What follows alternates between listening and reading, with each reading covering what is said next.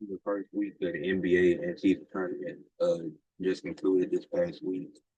Dakota Kai returned on Monday Night Raw. Shinsuke Nakamura returned on WWE SmackDown this past week. Jake Paul and Mike Tyson uh, fight kept getting pushed back. Finally had it, and it was disappointing at least. The WNBA Lottery is taking place tomorrow, November 17th. The Philadelphia Eagles have won six in a row, and the ACC is on fire, not only in volleyball, but in football as well this year. Welcome to Weekly Sports Talk with Ed, episode 20. I missed last week because I was out of town. I had two different trips. So, back at it. Won't be covering anything from last week since I missed a lot, but I'm back now. Got a lot to cover. And first, I'm going to start off with why is the Western Conference so much better than the Eastern Conference in the NBA? It's been a constant thing. The West has always been better than the East, but it's just been so clear this season. Currently in the East, there are four teams with a 500 or better record, and there's also been a lot of injuries this season. But there's 11 teams in the East that are below 500 right now, while in the Western Conference you have nine teams at 500 or better, while the other six teams are below 500. And there's a few of them that's only one game below. So it's just the Western Conference that's so much better than the East. It's like the Western Conference is a bloodbath with all these teams. Even the Jazz, they just got to win the other night against the Dallas Mavericks. That was a very impressive win that they got, and they're still one of the worst teams in the West. They'll probably finish worse in the West, but a team like Portland, they're doing decent. They got 5 wins on the season, which has been a surprise. Anthony Simons, he went out with a chest injury in the in-season tournament game against the Timberwolves. So prayers up to him. Hope he gets well soon. But the Blazers, they ended up beating the Timberwolves on back-to-back nights. But the Timberwolves haven't looked great so far. It's still early in the season, only about a month into the season. The Cavaliers still look amazing at 14-0. Could be 15-0. Their next I think their next game is Tuesday against the Celtics, or they might have a game before that. I know they play the Celtics on Tuesday in the in-season tournament. And and I'm gonna get to the in-season tournament in a second. But yeah, this the Western Conference is still so much better than the East. Not really too much more to say about that. So I can move on to the in-season tournament. And it started on Tuesday. The Hawks, without Trey Young, without DeAndre Hunter, without Bogdanovich, were able to beat the Celtics by 1 point. It was a really great game. Onyeka Okongwu had the game winning putback. Pretty sure Weird Nance had a good game. And the Hawks ended up winning 117, 116, which was a surprise, especially with the Celtics just missed all they're missing is Porzingis. And speaking of Porzingis, the Celtics had a game against Toronto today. And before it started, they were providing some updates on Porzingis. Looking like he should be able to return in December, as those projected to start the season. As we most likely come back. Not sure what day in December, but it's good to know that he'll be back. He's looking good. That he's been practicing. So that's some good news to hear for Porzingis. But yeah, the Celtics, they can't get behind, especially if they lose that game to the Cavaliers on Tuesday, this upcoming Tuesday, because the Hawks are already 2-0. They beat the Celtics, they beat the Wizards, and they're plus 13 in a point differential right now, which matters. And yeah, another good game from the in-season tournament was the Pistons and Heat, which went to overtime. The Pistons ended up winning because Eric supposed to call the timeout when he didn't have one, and there resulted in a technical foul, and the Pistons getting free throws. The Warriors and Mavericks, Clay returning to the Bay Area, and Steph Curry going off to close the game. Warriors winning 120-117. It was a fun game. But a lot of these teams that are winning, they the teams that have won the NCAA tournament game so far, like they could be at the top of their groups. They might end up second in their group because of the point differential. That's going to be very crucial. Crucial in this. That's when Cleveland played Chicago. They ran up the score in the final 2 minutes. And that's what's helping them right now because I'm pretty sure they're plus 17 or plus 17, plus 16, something like that. The Pistons also Pistons are 2-0 in the in-season tournament, as they also beat the Raptors by 4 points in a really a tight defensive battle. And just speaking of the Pistons, Cade Cunningham, he's been great this season. ESPN had a rank like 67 in their top 100 players, which is still crazy. But Cade Cunningham, he's been great this season. And yeah, the Pistons, they have two in-season tournament wins. Both have been close games. Pretty sure that point differential was +6. So depending on how the rest of the group pans out, could hurt them. Maybe it doesn't. The Knicks and Nets, that was a great one. Cam Thomas had 43 points. Jalen Brunson took over at the end. Mikal Bridges had his best game as a Knicks so far. The jump shot was finally falling. Lakers and Spurs, that was another good one. AD and Wemby went back and forth. And I'm gonna talk about Wemby a little later in the episode. Because he's been phenomenal this season. Then the Timberwolves and Kings, De'Aaron Fox posted a career high 60. Anthony Edwards had 36. The Timberwolves ended up winning by 4 in overtime. But the only thing I didn't like about that game was in overtime, uh, it was a possession with the Kings, and Keon Ellis was taking a shot. If it wasn't going to be Fox, I'd rather it be Sabonis taking a shot in overtime where they need to get a bucket. And Keon Ellis, I like as a player. He's a good hustler, great defender.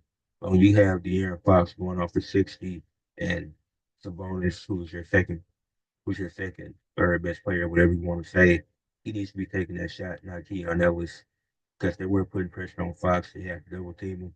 And he did get it out to the bonus for one look, but he ended up missing it. But it's certain moments where certain players shouldn't be taking some of those shots. But with all that being said, talking about how fun the in-season tournament has been and going over some of the best games, it still serves no purpose. Like, I don't understand the overall purpose of the in-season tournament. Like, whoever makes the finals, they end up getting a bonus to their checks, and the winners get a bigger bonus. But for the NBA teams, this still means nothing because it's not like it guarantees a playoff spot or anything like that. So honestly, that serves no purpose. Like it's just here, and the teams that make the finals end up playing an extra game for some more money. But it's truly no purpose of the in-season tournament. So it's like it's fun and seeing the different courts. That's cool because you don't get the same uh, plain hardwood. Well, it's always hardwood, but you actually get some color on the courts, which is creative. Wish they'd do that more, but yeah, no purpose of the in-season tournament. Then moving on to the NFL, talking about who are the true contenders in the NFC. In the AFC, you got the Chiefs, you got the Ravens, those two of the top teams. Then maybe a team like the Bills, maybe the Texans, if they're healthy, can sneak in there and make a deep run in the postseason. But in the NFC, there's really no true contender. That's just where injuries and stuff even. And then there's 8 teams with 500 or better records, and one of them won't end up making the playoffs. But I'm gonna go team by team and say if they're a contender or not. I'm gonna start with the Eagles, who are 8-2, leading the NFC East. Just got a great win over the Commanders on Thursday Night Football. When it comes to the Eagles, not sure because they're on a 6 game winning streak, but a lot of these opponents haven't been tough opponents. Like they don't play team like the Lions or the Cardinals or the 49ers throughout the season. So you can't get a gauge of how good that team really is. Yet at the end of the day, and the Eagles have won 6 in a row. But come playoff time, at like early in the season, game with the Packers, which if Jordan Love doesn't get hurt near the end, could be a different outcome, could be the same. Not sure, but if he's at full strength, I still think the Packers, if they make the playoffs, have a good shot of beating a team like the Eagles. So when it comes to the Eagles, I'm 50-50 on contender or not, because there's still some culture problems.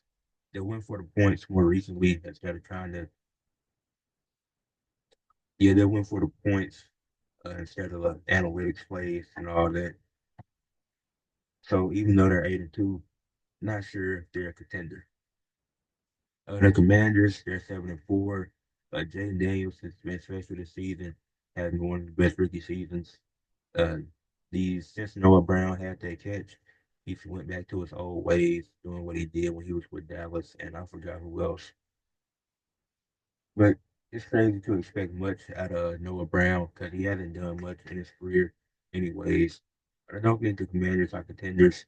They'll definitely make the playoffs, but you have a rookie quarterback, and rookie quarterbacks usually don't get far in the playoffs. This Commanders team, the defense hasn't looked great. Definitely an area they need to improve on, but it's just too early for this team to be a contender. The 8-1 Lions leading the NFC North, definitely contenders. Went deep in the playoffs last year. They, yeah, they went deep in the playoffs last year. Even though Aiden Hutchinson is out, they still look good. Jared Goff had a game where he threw 5 interceptions, and they still found a way to win. So if that doesn't scream contender, I don't know what does. And that's not a usual Jared Goff game. Like he had 4 interceptions up to that point in the game, 4 interceptions on the season before that game, if I'm not mistaken. Then it's rare that he just throws 5 in a game, and they were still able to get a win somehow. That's even more impressive. So the Lions with him, Amon St. Brown, got Montgomery, uh, Jamar Gibbs. It's gonna be hard to beat that team. The 7-2 Vikings, great defense, one of the best O lines in the league, but you have a quarterback problem. Sam Darnold, he's not the guy to take you super far in the playoffs. He's been solid, but I don't think he's the answer. I don't think the Vikings can. I don't think they can contend with Sam Darnold as quarterback. Definitely got to get an upgrade there. Don't know what J.J. McCarthy will be next season when he is able to play. Then even then he'll be in his rookie season technically when he plays next year. And it's rare that rookie quarterbacks just explode and take teams super far and have a deep run. They definitely need to upgrade a quarterback. The 6-3 Packers, same boat as the Eagles. I'm iffy on them, 50-50, because you have a great roster, have one of the deepest receiver rooms, where it's like it's not a star guy, but all these guys, they're pretty consistent and can go off at any time. You got Jordan Love, who's great. And even when Jordan Love goes out, Malik Willis, he steps in, uh, looks decent when he's playing. Definitely wouldn't get him far if Jordan Love was out. But at least you have a solid backup. Like Jordan Love, he's great. Not having the season that I thought he would, definitely could be better. But he's dealt with some injuries. That's about it. It's like 50-50 on them because they made it last year, upset the Cowboys, ended up losing in the second round, almost upset the 49ers, but just with more experience, I think they have a shot. It just depends on who they match up with in the playoffs if they get there. The Falcons at 6-4, leading the NFC South. I don't think anybody in the South are contenders. The Buccaneers, they're dealing with injuries, and then the other two teams, the Panthers and the Saints, they're both 3-7 and look terrible this season. So yeah, it's really just the Buccaneers, the Falcons fighting for it. But the Falcons have 2 games on the Buccaneers, and with the Buccaneers injuries to Mike Evans and Chris Godwin, don't see them catching up. And the Falcons, they actually lost to the Saints, so I don't know how. But they're still leading the division. They'll definitely win the division. But they aren't getting far. They'll probably lose first round. Aside from Kirk Cousins, not much experience in that locker room when it comes to the playoffs. The Cardinals at 6-4, leading the West. Got Kyler Murray, got Marvin Harrison Jr. Kyler, he got James Conner as well. Kyler Murray, he's been to the playoffs before. They could get there again. Could pan out differently this time. I think they're in the boat of maybe if they can win the division, and depending on where they see that, if they get a higher seed than the Falcons, if they both win their divisions, it all depends on matchups. I think the Cardinals have a better shot than the Falcons, but the 49ers at 5-4, I think they're still contenders, especially with health. They went to the Super Bowl. They had the experience, had one of the best defenses in the league. What? Very explosive everywhere on offense. Talking about Brandon Ayuk, CMC, George Mason, George Kittle, uh, Brandon Ayuk, Debo. Like that's just one of the best offenses in the league. And when they're healthy, you really can't stop that. Even you saw when Christian McCaffrey was out, Jordan Mason, he was having some great games. And Christian McCaffrey is still probably winning some of those games because he's just simply a better running back. But Jordan Mason, he wasn't not weak or anything like that. He had a great run. So they have reliable backups and stuff everywhere.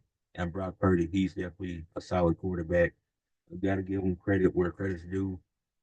The Georgia game just ended. Georgia beat Tennessee 31-17. Okay. But yeah, gotta give credit where credit's due. Brock Purdy definitely a good quarterback. Moving on. AEW Full Gear is coming up. That's next Saturday. I'll probably do my predictions the Friday before or the Thursday.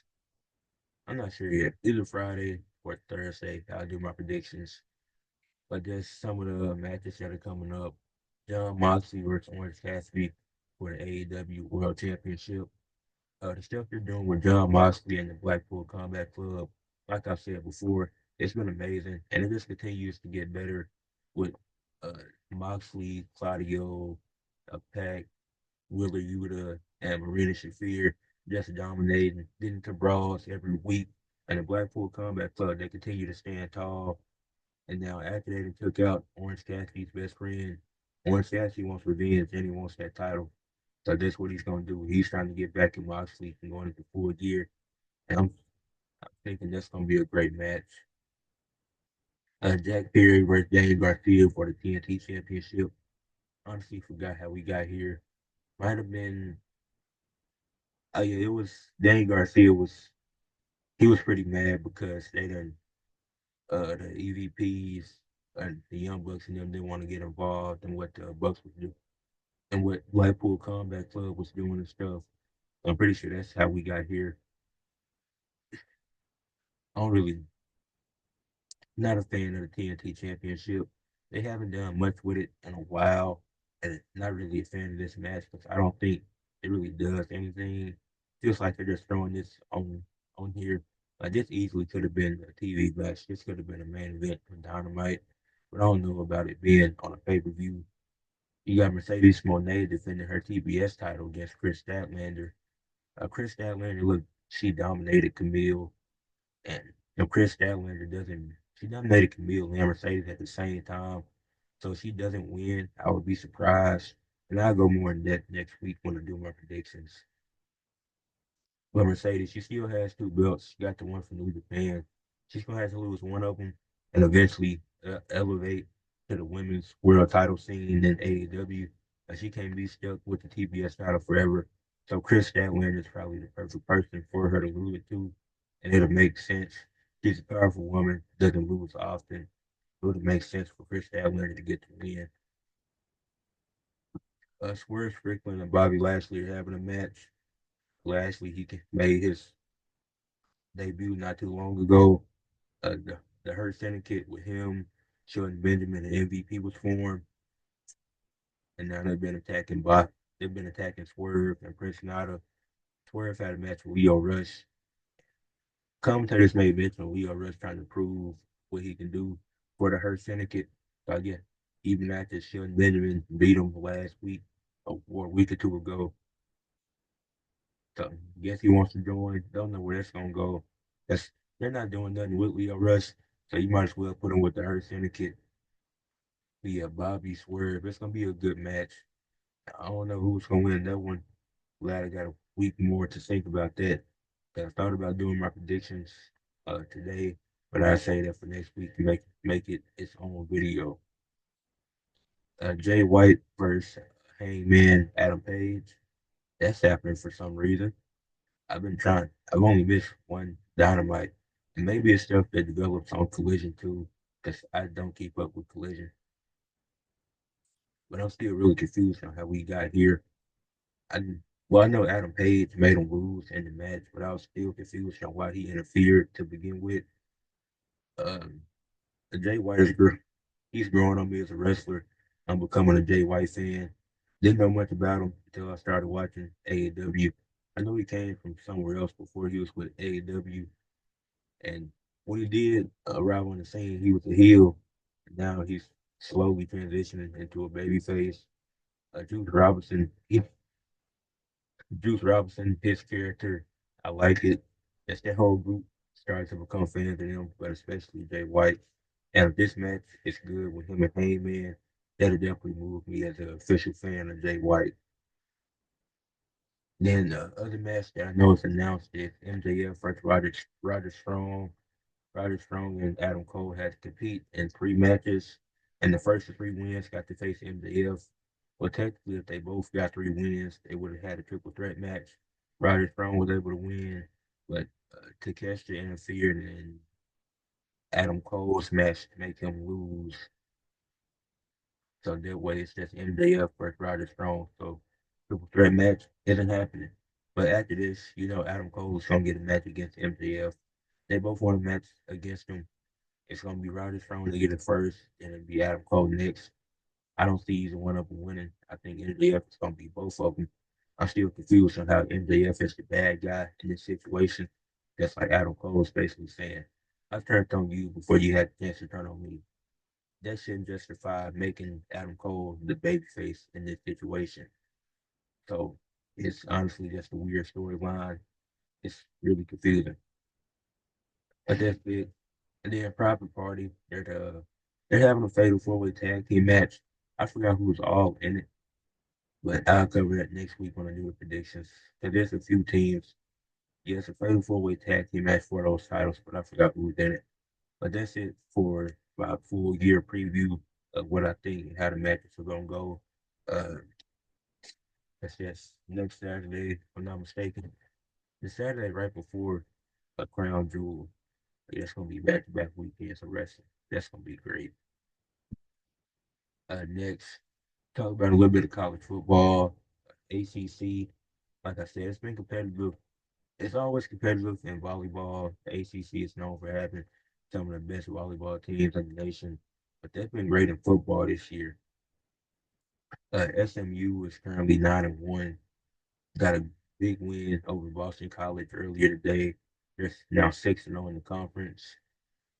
Clemson is 8-2, 7-1 in the conference, and done with all their conference games now.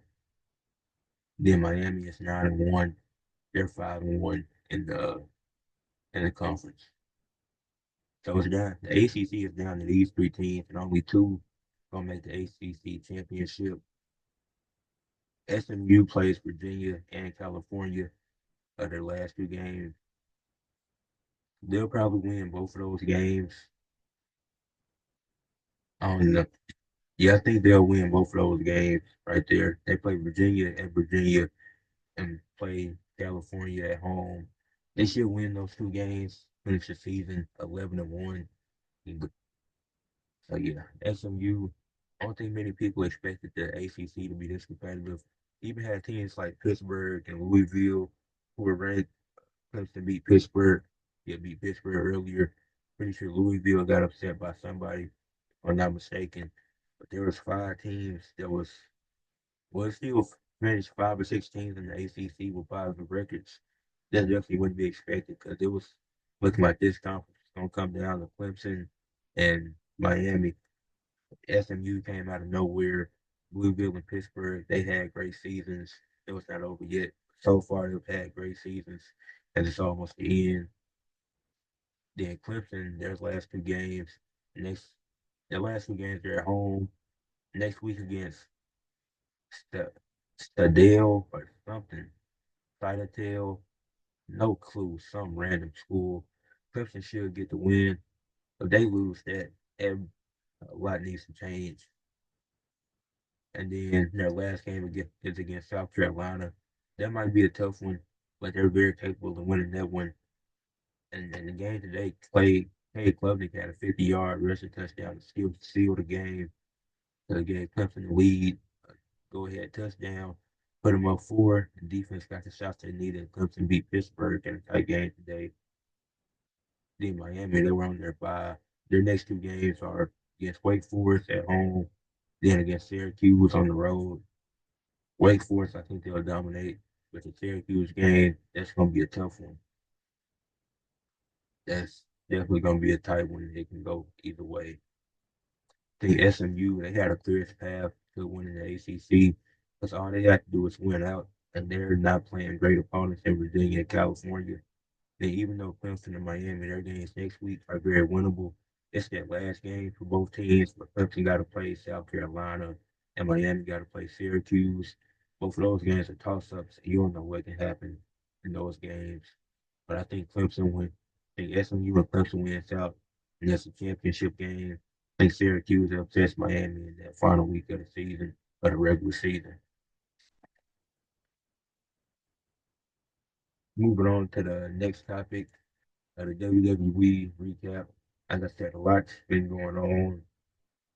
Shinsuke Nakamura made his return after LA Knight had a match with Berto from Legado del Fantasma. LA Knight, he cooked them on the mic. He had an open challenge. And Santos and his crew, Legado del Fantasma, came out there. Then LA Knight, he was like, already beat you, Santos. But Berto kept staring at him. That's what he wanted to have a match with. And it was a solid match. LA Knight got the win. Then Shinsuke came out of nowhere and attacked him. Made a statement to letting them know I'm coming after that title. So it looks like we're getting a feud with Shinsuke Nakamura and LA Knight. Don't know how to feel about it because WWE hasn't done much with Shinsuke, so I don't know where it's going to go with this. Hopefully, it leads to something good, something fun. And honestly, Shinsuke, I don't think he is the guy. At least I never saw him as a guy to beat LA Knight, but it might be him if Carmelo Hayes or Andrade weren't able to do it. And like I said, Dakota Kai, she returned. Her and Damage Control beat Pure Fusion Collective. And I'll get to that later in the show. But some other stuff that happened. We got Gunther versus Priest. That's Gunther versus Damian Priest. Gonna be a Survivor Series. Priest gonna get his rematch. That should be a fun match. But the promos are kind of weird because Gunther is acting like the underdog here. He seems scared of Damian Priest, even though he beat him already, and he's the world heavyweight champion. I mean, yes, he lost to Cody Rhodes, but he's the WWE champion. And that championship is on a higher pedestal than the World Heavyweight Championship. So Gunther has no reason to fear Damian Priest, even though Priest brings up a valid point that if Finn Balor doesn't get involved, Priest is still the champion right now. The New Day, they're splitting sooner rather than later. Not Adam Pearce is supposed to be doing a 10-year anniversary for the New Day on one of the upcoming Raws this month, and this is gonna be when the New Day split up. Or Big E comes back. That could happen. I don't see it. I hope it does, because I don't think New Day needs to split up. You can have Xavier Woods going a solo around without them splitting up. But if they gotta split them up, then you gotta do what you gotta do. The Women's United States Championship tournament started. It started with a triple threat match with Bailey, B-Fab, and Candice LeRae. It was a great triple threat match. There's gonna be a few other triple threat matches over the next few weeks. And a Saturday night's main event on December 14th. That's when the women's U.S. champion will be crowned. It's been the start of the tournament was great. It was only problem I had with it is that Bailey won, and she's already an established wrestler. It's a mid card title, so I feel like somebody like the B Fabricator should have won that match. And I want Mia Yim to win the tournament. I seen that she hits in the tournament, so that's why I want to win it. A mid card who she's not gonna be she's not gonna be winning the world title. So to put her in the mid card title scene would make a lot of sense. That's why I wanted B Fab or Candice to win. It's like B Fab had a lot of good moves. And I didn't know she could wrestle like that. Then Candice, you know she can wrestle. Speaking of Candice, might as well talk about what the women's war games match would probably be. So it looks like the women's war games match is gonna be Liv Morgan, Raquel Rodriguez, Nia Jax, Tiffany Stratton, Candice LeRae against Bianca, Jade, Naomi, Bailey, and Io Sky. And that's really weird, especially when Nia Jax and Liv Morgan were just feuding over the Crown Jewel Women's Championship. Io Sky was a heel not too long ago. feels like they're just throwing this all together. Like this could have been built way differently. Like it would have made more sense if the 10 woman tag team match they had on Raw that had Pure Fusion Collective in it and all those other women, if they would have set it up to be a War Games match or a 10 woman tag team match and then the NXT set it up to be a War Games match. But they're just throwing people together. Like Liv and Raquel, they were just getting into it with Nia and Tiffany. And Tiffany and Candice, they can really get along.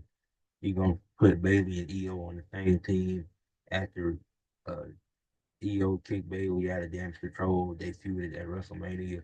That wasn't that long ago. Then you got Bianca and Jade and Naomi. Obviously, you got the big three. And Naomi, she's friends with Bailey too. But you have Bianca and Jade fighting with EO and Kyrie over tag titles. So let's just get all messed up and confusing. And it has officially been announced what some people might that's what it seems like it might be. Some people might have already seen it because Raw was pre-taped and people spoiled it for some reason.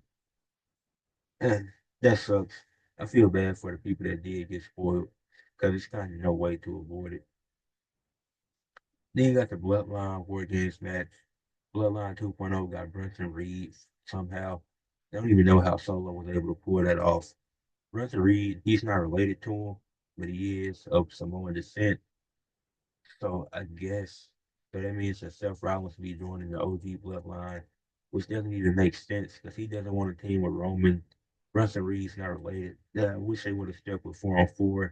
There's no need to add a fifth member, but I guess if you want to advance the rivalry of Russell Reed and Seth Rollins, get Seth the team over Roman again, just so he can get his hands on Russell Reed. Yeah, feels like WWE is overdoing it.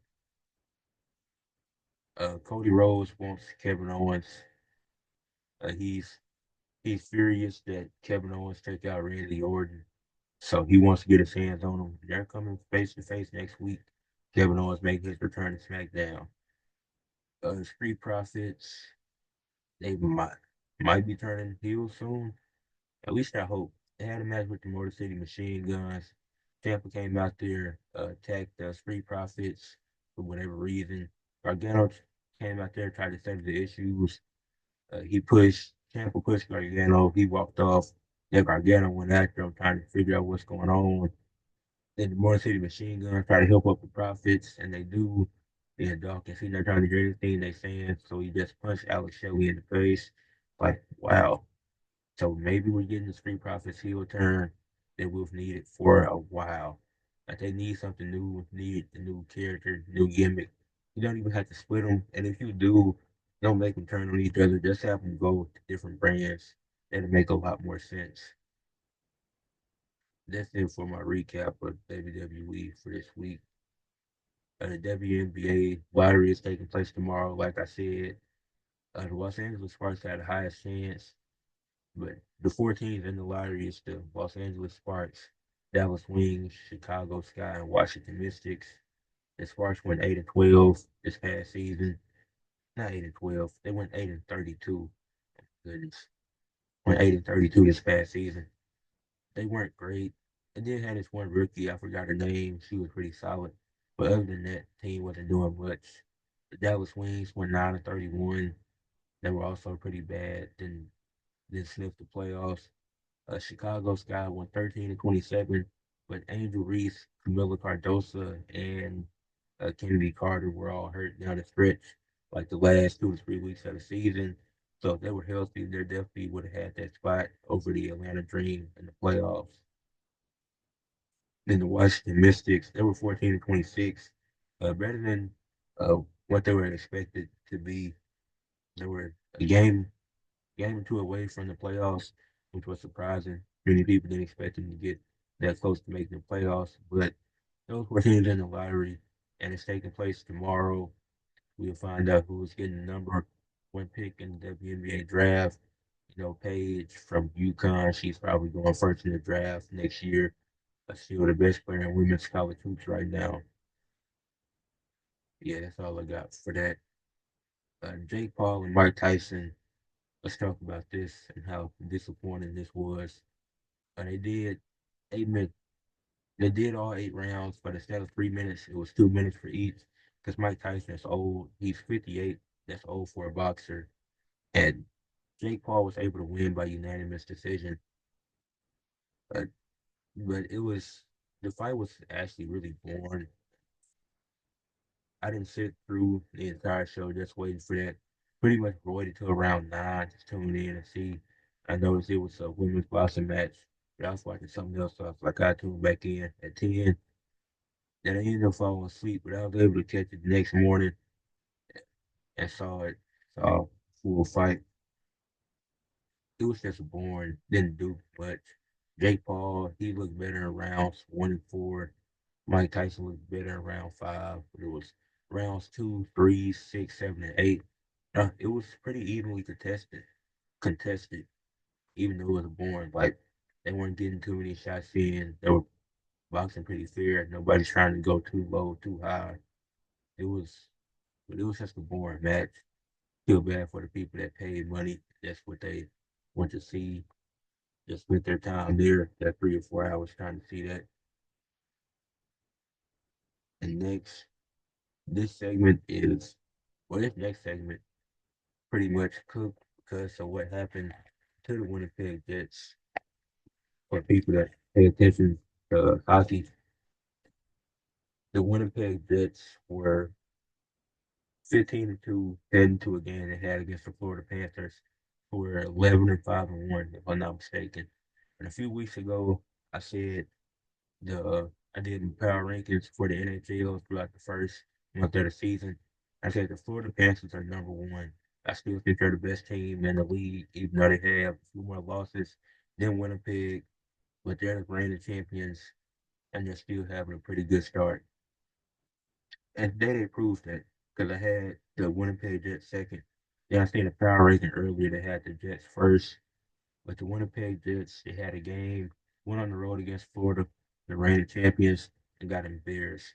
Of Florida, they jumped out, and the first period was actually pretty competitive, and it was Mackey that scored the first goal. It was his third goal of the season, and they were up 1-0. But then in that second period, Florida just took over, scoring 3 goals. Ended up winning the game 5 goals to 0. And the Winnipeg Jets just looked bad. And before that game took place, the Winnipeg Jets, yeah, they were 15-2, the best in the West, best in the league, best in the Central Division. And I'm pretty sure they're still the best despite the loss today. But they had a plus 36 point differential, had 30 points on the season, and their goalie, Connor Hevervart, he was only giving up less than 2 goals a game. It was like 1.92, and he had a save percentage of 93.4, and he had 3 shutouts on the season. And today, the Jets they got embarrassed in all fashions. They lost 5-0. People are saying that they're like a lot of people believe this team can make it deep because they didn't go far last year. Ended up losing early. Because now this game I looked at as the most important game of the season for them, especially after what I said about how they were the second best team behind Florida, despite Winnipeg having a better record. And that's how it is in most sports. Even when a team that's coming off championship is still having a good season, they're usually still the best team, despite other teams might have a better record. And then when it comes to the head-to-head matchups between teams like this, it's so important. They play again on Tuesday. I'm gonna be at work, so I'm gonna just have to catch the highlights of it. I won't be able to sit down and watch the full game like I was today. But I was glad I got to see the full game and uh, see what they were made of. This is a potential playoff game. This is a Stanley Cup type game. They got to be prepared for something like that. So on Tuesday they go to Winnipeg. The Jets got to win that game, and if they don't, then Florida is clearly the better team. And I already said Florida is the best team, and they pretty much proved it today.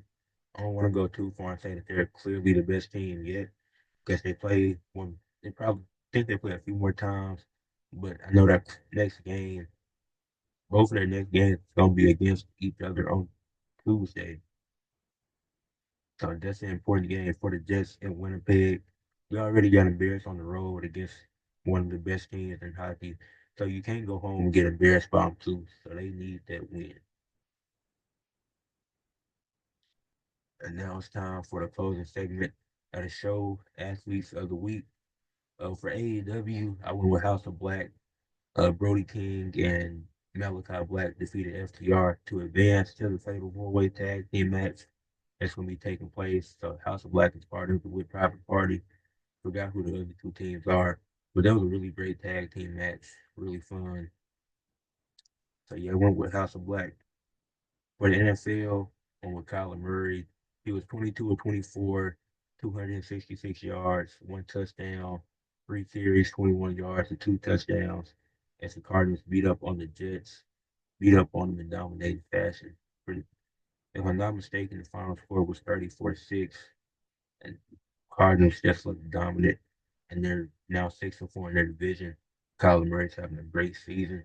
He's moving up the MVP ladder. He's definitely not there. Well, he's on the ladder, but he's not MVP yet. But he's definitely moved up the ladder this season, week by week. For the NBA, I went with Wemby. Three games this week, led the Spurs to a 2-1 record.